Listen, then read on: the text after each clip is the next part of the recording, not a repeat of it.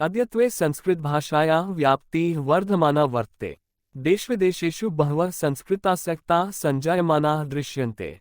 सर्वत्र संस्कृतभाषाविषये आदरः दृश्यते। अत्र बेङ्गलूरुनगरे 1918-द्विसहस्रतमे वर्षे प्रवृत्तायाः अभूतपूर्वायाः विश्वसंस्कृतपुस्तकमेलायाः चित्रणं सम्भाषणद्वारा प्रदत्तमस्ति। 10वीं कक्षा संस्कृतावधिः। गुरुः कक्षा प्रविशति। सर्वे छात्राः प्रणामः आर्य। आचार्यः सुप्रभात। छात्राः उपविशन्तु। वामनः आर्य अद्य ग्रामोत्सवः अस्ति, अतः कृपया अर्धदिन विरामम् उद्घोषयतु। आचार्यः न बाल विरामः दातुम् अनुमतिः नास्ति। संहिता तर्हि आर्य कृपया अद्य उत्सवविषये पाठः अस्तु। आचार्यः उत्सवविषये मास्तु। अद्य भवता सन्तोषार्थम् अपूर्वायाः मेलायाः विषये पाठः भवतु। प्रभा आर्य का मेला? कीदृशी मेला? यतः शाकमेला, उद्योगमेला, कृषिमेला, पुस्तकमेला, कुम्भमेला इति विविधाः मेलाः सन्ति खलु? आचार्यः सत्यं, मेलाः सन्ति, किन्तु अद्य अभूतपूर्वायाः पुस्तकमेलायाः विषये जानीमः। अधुना विश्वसंस्कृतपुस्तकमेलायाः वैभवं विवृणोमि। सर्वे छात्राः अस्तु आर्य, वयमपि ज्ञातुम् इच्छामः। आचार्यः संस्कृतभारती इति संस्थया कर्णाटकसर्वकारस्य संस्कृतानुरागिणा च साहाय्येन 2011 तमे वत्सरे विश्वसंस्कृतपुस्तकमेला इति महान् कार्यक्रमः समायोजितः। मिहिरः अहो विश्वसंस्कृतपुस्तकमेला वा बेङ्गलूरुनगरे सम्पन्ना खलु? प्रभा तद्वा, अहं तु जनकेन सह तत्र गतवती। सा तु महामेला। आचार्यः आम् बालाः, संस्कृतपुस्तकानाम् आदृशः महोत्सवः जगति कुत्रापि न सञ्चालितः। संहिता आर्य तत्र के अंशाः आसन् विशेषः कृतपुस्तकमेलायाः? आचार्यः तत्र तु नानाविधग्रन्थानां मनोरञ्जनकार्यक्रमाः, संस्कृतग्रामः, खाद्यापनाः, स्पर्धावल्यः, शताधिकनूतनग्रन्थलोकार्पणम् इत्यादयः विविधाः कार्यक्रमाः आसन्। मिहिरः विषये किञ्चिदधिकं वदतु। आर्य प आचार्यः उत्तमा जिज्ञासा। अस्याः नाम एव पुस्तकमेला। अत्र संस्कृतपुस्तकानाम् एव प्राधान्यम्। सम्प्रभारतवर्षस्य ग्रन्थप्रकाशकाः, आपणिकाः, लेखकाः च समागत्य संस्कृतपुस्तकानां प्रदर्शनस्य विक्रयस्य च। गीता आर्य तत्र कीदृशानि पुस्तकानि आसन्? आचार्यः तत्र लक्षाधिकाः वेदशास्त्रधर्मपुराणेतिहासकाव्यनाटकसम्बद्धाः, खगोलनृत्यसङ्गीतायुर्वेदगणितविज्ञानयोगविषयकाः संस्कृतग्रन्थाः, तालपत्राणि च प्रदर्शिताः। धनव्यवहारः सम्पन्नः। सन्दर्शकाः सोत्साहम्। अस्मिन् उत्सवे दिनद्वये लक्षाधिकाः जनाः भागम् ऊढ्वा धन्यभावनाम् अनुभूतवन्तः। प्रभा अहो ई मेला विराडूपा आसीत्। अहमपि पुस्तकानि क्रीतवती। वामनः आर्य तत्र अन्याः काः प्रदर्शिन्यः आसन्? आचार्यः वैज्ञानिकचित्रप्रदर्शनी आसीत्। तत्र प्राचीनभारतस्य विज्ञानिना तेषां शोधफलाना च पौराणिककथानां महाकाव्यादीना चित्रफलकानि सविवरण प्रदर्शितानि। प्रभा तत्र सभागारे वेदिकायां कश्चन कार्यक्रमः अभवत् खलु आर्य?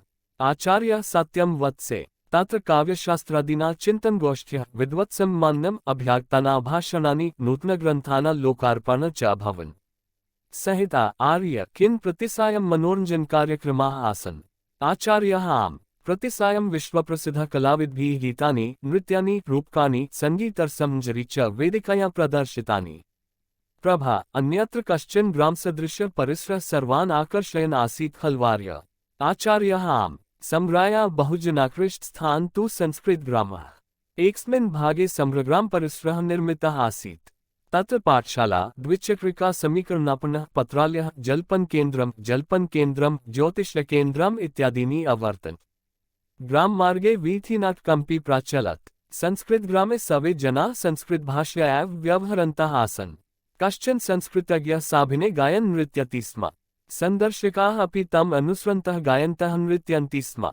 यथा मेला पुस्तकमेला। कुत्र च मेला? कीदृशी मेला? विश्वसंस्कृतपुस्तकमेला। अत्र पश्यतु संस्कृतमेला, तत्र पश्यतु पुस्तकमेला। मेला पुस्तकमेला, विश्वसंस्कृतपुस्तकमेला इति सवाद्यं कर्ताज्ञया सह सानन्दं नृत्यन्ति स्म जनाः। पश्यन्ति स्म सहस्राधिकाः पर्यटकाः। संहिता अहं न गतवती इति मम व्यथा भवति आर्य। अहं वञ्चिता सन्तोषात्। आचार्यः चिन्ता न कुर्वन्तु। 2013 तमे वत्सरे उज्जयिन्याम् आदृशः एव संस्कृतसाहित्योत्सवः आयोजितः आसीत्। एवमेव आगामिनि काले बहुत एतादृशः मेलाः सम्भविष्यन्ति, यतः संस्कृतभाषा व्याप्तेः संवर्धिता अस्ति। अधिकाः जनाः संस्कृतज्ञाः सञ्जायमानाः सन्ति, देशान्तरेऽपि संस्कृतासक्ताः सन्ति, सर्वत्र समाजे संस्कृतभाषाविषये आदरः दृश्यते। वामनः: अवश्यं पितृभगिनी कार्यक्रमे अहम् अवश्यं पितृभ्यः सहभागी भविष्यामि। आचार्यः: सर्वेऽपि छात्राः अग्रिम संस्कृतपुस्तकमेलायां नून् भागं वहन्तु। सर्वे संस्कृताधीतिनः सन्तु, सर्वे भारतभूमिजाः संस्कृतेनैव कुर्वन्तु व्यवहारं परस्परं। वट्टु ಸಂಸ್ಕೃತಂ ಜಯತು ಭಾರತಂ. ಇಂದು ಸಂಸ್ಕೃತ ಭಾಷೆಯ ವ್ಯಾಪ್ತಿ ಹೆಚ್ಚುತ್ತಲೇ ಇದೆ. ದೇಶದಲ್ಲೂ ಹಾಗೂ ವಿದೇಶದಲ್ಲೂ ಅನೇಕ ಜನರು ಸಂಸ್ಕೃತದ ಮೇಲೆ ಆಸಕ್ತಿ ಹೊಂದಿರುವವರಾಗುತ್ತಿದ್ದಾರೆ. ಎಲ್ಲೆಡೆ ಸಂಸ್ಕೃತ ಭಾಷೆಯ ಬಗ್ಗೆ ಗೌರವ ಕಾಣಿಸುತ್ತದೆ. ಇಲ್ಲಿ ಬೆಂಗಳೂರಿನಲ್ಲಿ 2011ನೇ ವರ್ಷದಲ್ಲಿ ನಡೆದ ಅಪೂರ್ವವಾದ ವಿಶ್ವ ಸಂಸ್ಕೃತ ಪುಸ್ತಕ ಮೇಳದ ವಿವರಣೆಯನ್ನು ಸಂಭಾಷಣೆಯ ಮೂಲಕ ನೀಡಲಾಗಿದೆ. ದಶಮ ತರಗತಿ ಸಂಸ್ಕೃತ ಪಾಠದ ಸಮಯ. ಗುರುಗಳು ತರಗತಿಗೆ ಪ್ರವೇಶಿಸುತ್ತಾರೆ. ಎಲ್ಲಾ ವಿದ್ಯಾರ್ಥಿಗಳು ನಮಸ್ಕಾರ ಗುರುಗಳೇ. ಗುರುಗಳು: ಶುಭೋದಯ ವಿದ್ಯಾರ್ಥಿಗಳೇ, ಕುಳಿತುಕೊಳ್ಳಿ. ವಾಮನ: ಗುರುಗಳೇ, ಇಂದು ಗ್ರಾಮೋತ್ಸವ ಇದೆ. ಆದ್ದರಿಂದ ದಯವಿಟ್ಟು ಅರ್ಧ ದಿನ ರಜೆ ಘೋಷಿಸಿ. ಆಚಾರ್ಯ: ಇಲ್ಲ ಮಗನೇ, ರಜೆ ಕೊಡಲು ಅನುಮತಿ ಇಲ್ಲ. ಸಂಹಿತಾ: ಹಾಗಾದರೆ ಗುರುಗಳೇ, ದಯವಿಟ್ಟು ಇಂದು ಉತ್ಸವದ ವಿಷಯದಲ್ಲೇ ಪಾಠ ಇರಲಿ. ಆಚಾರ್ಯ: ಉತ್ಸವದ ವಿಷಯ ಬೇಡ. ಇಂದು ನಿಮ್ಮ ಸಂತೋಷಕ್ಕಾಗಿ ಒಂದು ಅಪೂರ್ವವಾದ ಮೇಳದ ಬಗ್ಗೆ ಪಾಠವಾಗಲಿ. ಪ್ರಭಾ: ಗುರುಗಳೇ, ಯಾವ ಮೇಳ? ಹೇಗಿರುವ ಮೇಳ? ಏಕೆಂದರೆ ತರಕಾರಿ ಮೇಳ, ಉದ್ಯಮ ಮೇಳ, ಕೃಷಿ ಮೇಳ, ಪುಸ್ತಕ ಮೇಳ, ಕುಂಭ ಮೇಳ ಇತ್ಯಾದಿ ಹಲವು ಮೇಳಗಳಿವೆ ಅಲ್ವಾ? ಆಚಾರ್ಯ: ಸರಿ, ಮೇಳಗಳು ಇದ್ದೇ ಇವೆ. ಆದರೆ ಇಂದು ಅಪೂರ್ವವಾದ ಪುಸ್ತಕ ಮೇಳದ ಬಗ್ಗೆ ತಿಳಿದುಕೊಳ್ಳೋಣ. ಈಗ ವಿಶ್ವ ಸಂಸ್ಕೃತ ಪುಸ್ತಕ ಮೇಳದ ವೈಭವವನ್ನು ವಿವರಿಸುತ್ತೇನೆ. ಎಲ್ಲಾ ವಿದ್ಯಾರ್ಥಿಗಳು: ಸರಿ ಗುರುಗಳೇ, ನಮಗೂ ತಿಳಿದುಕೊಳ್ಳಲು ಆಸೆಯಿದೆ. ಆಚಾರ್ಯ: ಸಂಸ್ಕೃತ ಭಾರತಿ ಎಂಬ ಸಂಸ್ಥೆಯು ಕರ್ನಾಟಕ ಸರ್ಕಾರ ಮತ್ತು ಸಂಸ್ಕೃತಾಭಿಮಾನಿಗಳ ಸಹಾಯದಿಂದ 2011ನೇ ವರ್ಷದಲ್ಲಿ ವಿಶ್ವ ಸಂಸ್ಕೃತ ಪುಸ್ತಕ ಮೇಳ ಎಂಬ ಮಹತ್ತರ ಕಾರ್ಯಕ್ರಮವನ್ನು ಆಯೋಜಿಸಿತು. ಮಿಹಿರ: ಅಯ್ಯೋ, ವಿಶ್ವ ಸಂಸ್ಕೃತ ಪುಸ್ತಕ ಮೇಳವಾ? ಅದು ಬೆಂಗಳೂರಿನಲ್ಲಿ ನಡೆದಿತ್ತೆ. ಪ್ರಭಾ: ಹೌದಾ, ನಾನು ನನ್ನ ತಂದೆಯ ಜೊತೆ ಅಲ್ಲಿ ಹೋಗಿದ್ದೆ. ಅದು ದೊಡ್ಡ ಮೇಳವಾಗಿತ್ತು. ಆಚಾರ್ಯ: ಹೌದು ಮಕ್ಕಳೇ, ಸಂಸ್ಕೃತ ಪುಸ್ತಕಗಳ ಇಂತಹ ಮಹೋತ್ಸವವನ್ನು ಜಗತ್ತಿನಲ್ಲಿ ಎಲ್ಲಿಯೂ ನಡೆಸಲಾಗಿಲ್ಲ. ಸಂಹಿತಾ: ಗುರುಗಳೇ, ಅಲ್ಲಿ ಯಾವ ಯಾವ ವಿಭಾಗಗಳು ಇದ್ದವು? ಆ ಪುಸ್ತಕ ಮೇಳದ ವಿಶೇಷತೆ ಏನು? ಆಚಾರ್ಯ: ಅಲ್ಲಿ ವಿವಿಧ ವಿಧದ ಗ್ರಂಥಗಳು, ಮನರಂಜನಾ ಕಾರ್ಯಕ್ರಮಗಳು, ಸಂಸ್ಕೃತ ಗ್ರಾಮ, ಆಹಾರ ಅಂಗಡಿಗಳು, ಸ್ಪರ್ಧೆಗಳು, 100ಕ್ಕೂ ಹೆಚ್ಚು ಹೊಸ ಪುಸ್ತಕಗಳ ಬಿಡುಗಡೆ ಇತ್ಯಾದಿ ಹಲವಾರು ಕಾರ್ಯಕ್ರಮಗಳು ನಡೆದವು. ಮಿಹಿರ: ಗುರುಗಳೇ, ಇದರ ಬಗ್ಗೆ ಇನ್ನಷ್ಟು ಹೇಳಿ. ಆಚಾರ್ಯ: ಒಳ್ಳೆಯ ಪ್ರಶ್ನೆ. ಇದರ ಹೆಸರೇ ಪುಸ್ತಕ ಮೇಳ. ಇಲ್ಲಿ ಸಂಸ್ಕೃತ ಪುಸ್ತಕಗಳಿಗೆ ಮಾತ್ರ ಪ್ರಮುಖ ಸ್ಥಾನ ಇತ್ತು. ಭಾರತ ದೇಶದ ಎಲ್ಲಾ ಭಾಗಗಳಿಂದ ಪ್ರಕಾಶಕರು, ವ್ಯಾಪಾರಿಗಳು ಮತ್ತು ಲೇಖಕರು ಸೇರಿ ಸಂಸ್ಕೃತ ಪುಸ್ತಕಗಳ ಪ್ರದರ್ಶನ ಮತ್ತು ಮಾರಾಟವನ್ನು ನಡೆಸಿದರು. ಗೀತಾ: ಗುರುಗಳೇ, ಅಲ್ಲಿ ಯಾವ ರೀತಿಯ ಪುಸ್ತಕಗಳು ಇದ್ದವು? ಆಚಾರ್ಯ: ಅಲ್ಲಿ 1,00,000ಕ್ಕಿಂತ ಹೆಚ್ಚು ವೇದ, ಶಾಸ್ತ್ರ, ಧರ್ಮ, ಪುರಾಣ, ಇತಿಹಾಸ, ಕಾವ್ಯ, ನಾಟಕಗಳಿಗೆ ಸಂಬಂಧಿಸಿದ ಗ್ರಂಥಗಳು, ಹಾಗೆಯೇ ಖಗೋಳ, ನೃತ್ಯ, ಸಂಗೀತ, ಆಯುರ್ವೇದ, ಗಣಿತ, ವಿಜ್ಞಾನ, ಯೋಗ ವಿಷಯಗಳ ಸಂಸ್ಕೃತ ಪುಸ್ತಕಗಳು ಹಾಗೂ ತಾಳೆಪತ್ರಗಳು ಪ್ರದರ್ಶಿಸಲ್ಪಟ್ಟವು. ಹಣದ ವ್ಯವಹಾರವೂ ನಡೆಯಿತು. ಸಂದರ್ಶಕರು ಉತ್ಸಾಹದಿಂದ ಪುಸ್ತಕಗಳನ್ನು ಖರೀದಿಸಿದರು.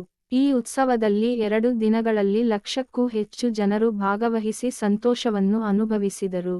ಪ್ರಭಾ: ಅಯ್ಯೋ, ಈ ಮೇಳ ಬಹಳ ದೊಡ್ಡದಾಗಿತ್ತು. ನಾನು ಪುಸ್ತಕಗಳನ್ನು ಖರೀದಿಸಿದೆ. ವಾಮನ: ಗುರುಗಳೇ, ಅಲ್ಲಿ ಇನ್ನೇನು ಪ್ರದರ್ಶನಗಳು ಇದ್ದವು? ಆಚಾರ್ಯ: ವೈಜ್ಞಾನಿಕ ಚಿತ್ರ ಪ್ರದರ್ಶನವೂ ಇತ್ತು.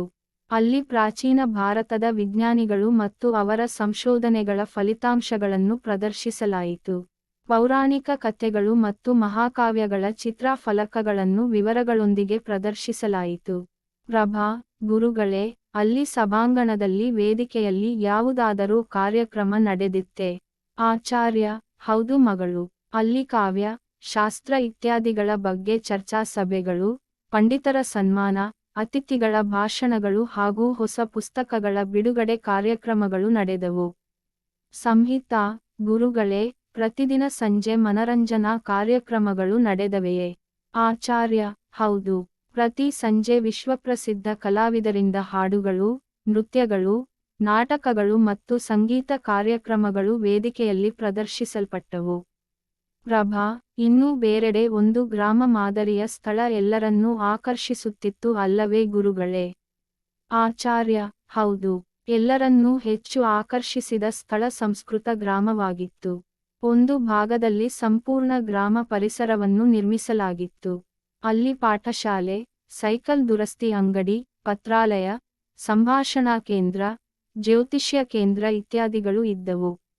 ಗ್ರಾಮ ರಸ್ತೆಯಲ್ಲಿ ಬೀದಿ ನಾಟಕವೂ ನಡೆಯುತ್ತಿತ್ತು. ಸಂಸ್ಕೃತ ಗ್ರಾಮದಲ್ಲಿ ಎಲ್ಲರೂ ಸಂಸ್ಕೃತ ಭಾಷೆಯಲ್ಲೇ ಮಾತನಾಡುತ್ತಿದ್ದರು. ಒಬ್ಬ ಸಂಸ್ಕೃತಜ್ಞನು ಅಭಿನಯದೊಂದಿಗೆ ಹಾಡುತ್ತಾ ನೃತ್ಯ ಮಾಡುತ್ತಿದ್ದನು. ಸಂದರ್ಶಕರು ಅವನನ್ನು ಅನುಸರಿಸಿ ಹಾಡುತ್ತಾ ನೃತ್ಯ ಮಾಡುತ್ತಿದ್ದರು.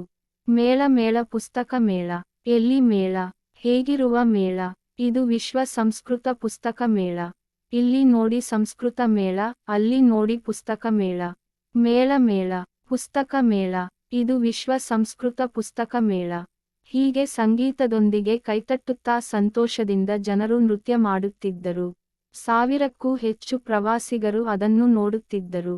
ಸಂಹಿತಾ: ನಾನು ಹೋಗಲಿಲ್ಲ ಎಂಬುದರಿಂದ ನನಗೆ ತುಂಬ ದುಃಖವಾಗುತ್ತಿದೆ ಗುರುಗಳೇ. ನಾನು ಆ ಸಂತೋಷದಿಂದ ವಂಚಿತಳಾಗಿದ್ದೇನೆ. ಆಚಾರ್ಯ: ಚಿಂತಿಸಬೇಡಿ.